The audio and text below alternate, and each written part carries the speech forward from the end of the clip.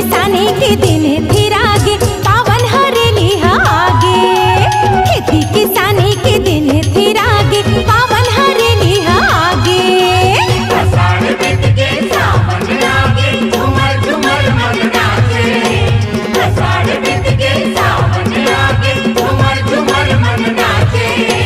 खेती किसानी के दिन फिर आगे पावन हरेली आगे। खेती किसानी के दिन फिर आगे पावन हरेली आगे। आगे आगे हरेली तिहार झमाझम हरेली तिहार। आगे आगे हरेली तिहार झमाझम हरेली तिहार।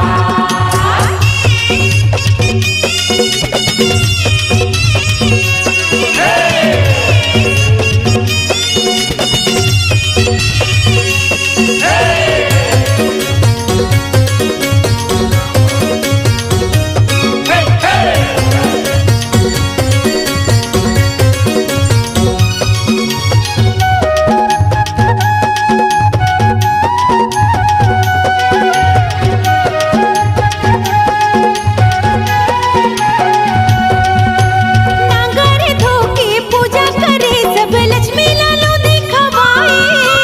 लक्ष्मी लालो दिखवाए। लक्ष्मी लालो दिखवाए। मना मना के मन के बनौती चिला रोटी ला चढ़ाए। चिला रोटी ला चढ़ाए। चिला रोटी ला चढ़ाए। सबों के घर घर हरियर हरियर नरियर भेला न पाथे। सबों के घर घर हरियर हरियर हरियर भेला न पाथे।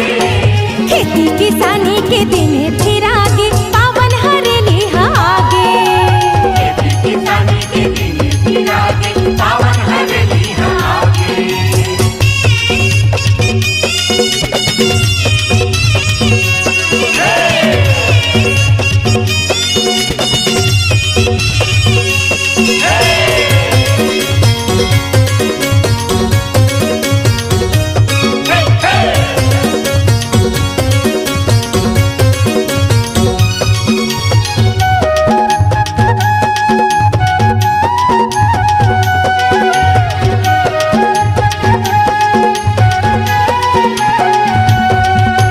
पासे भी नौरी के गेड़ी बनाए चढ़ चढ़ के मजा ला पाए। चढ़ चढ़ के मजा ला पाए। चढ़ चढ़ के मजा ला पाए।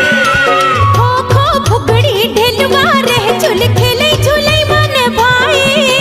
खेलै झूलै मन भाए। खेलै झूलै मन भाए। अरे हंसी ठिठोली माया के बोली काने में मंदिर से घोरे।